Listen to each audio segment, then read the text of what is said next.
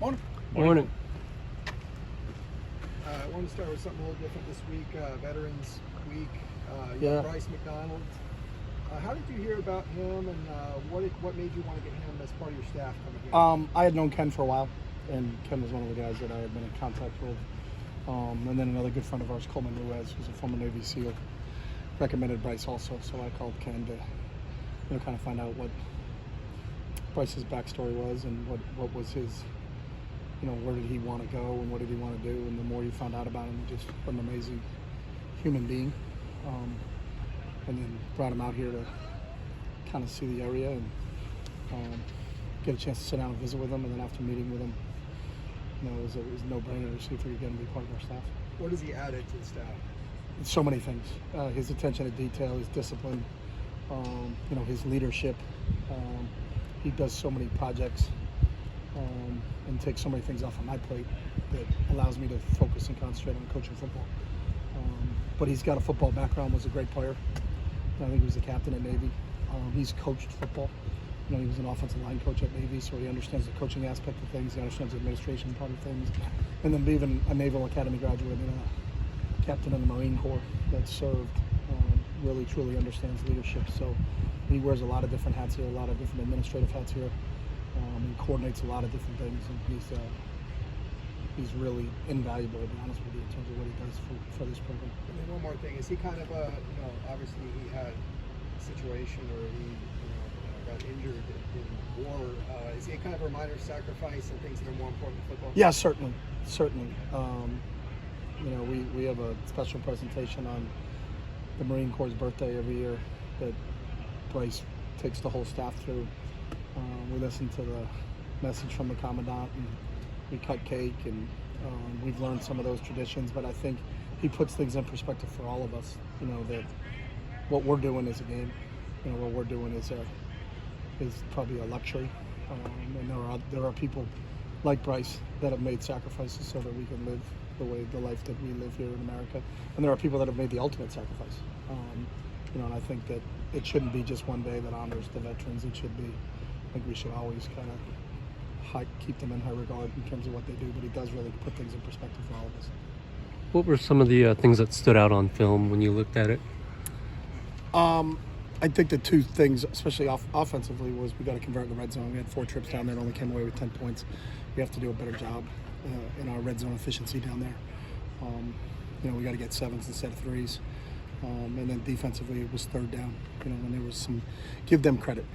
Their quarterback made some plays. There were times they could have been tackles for losses, but he escaped and made some plays. And we've been very, very, very good on defense on 3rd down.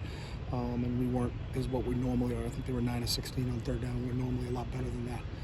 But those are the two things that stood out to us, both on the offensive side of the ball was the red zone, and on defense it was 3rd down. On the field goals, did you, when you looked at the film again, what was the operation problem with those? The operation was good. We had a block on one. The operation wasn't good on that one. The operation, all the other ones were good. We had a breakdown inside and protection, and guy got turned the way he shouldn't have got turned, and shortened the edge and gave the kid an opportunity to come off the edge, and we'll get that corrected this week in practice.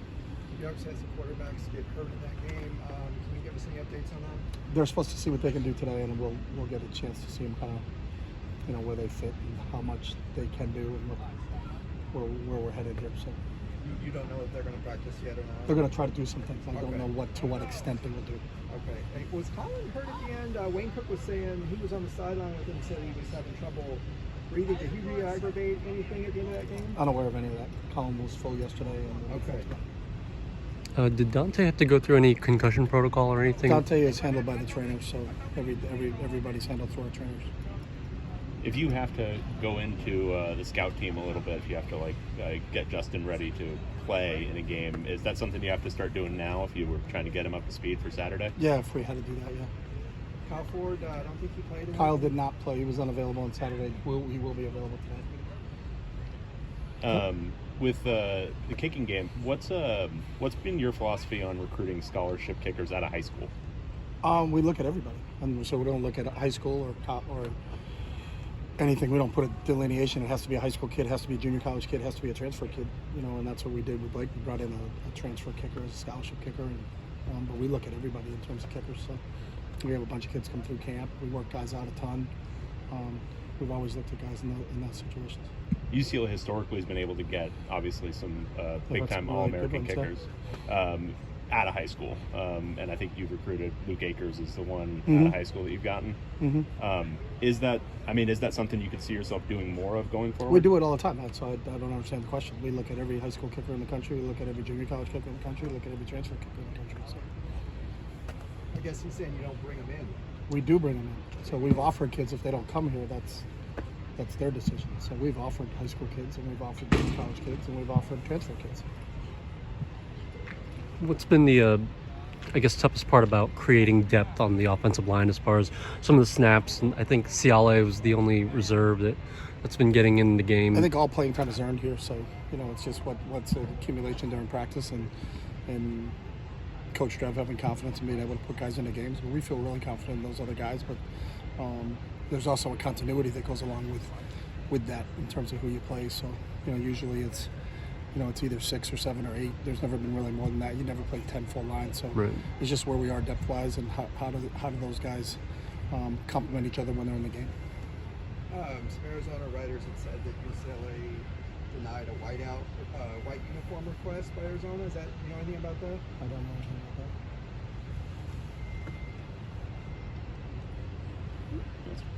I don't think Titus has played this season. Is he going to ever play? He's unavailable. Good. We're good?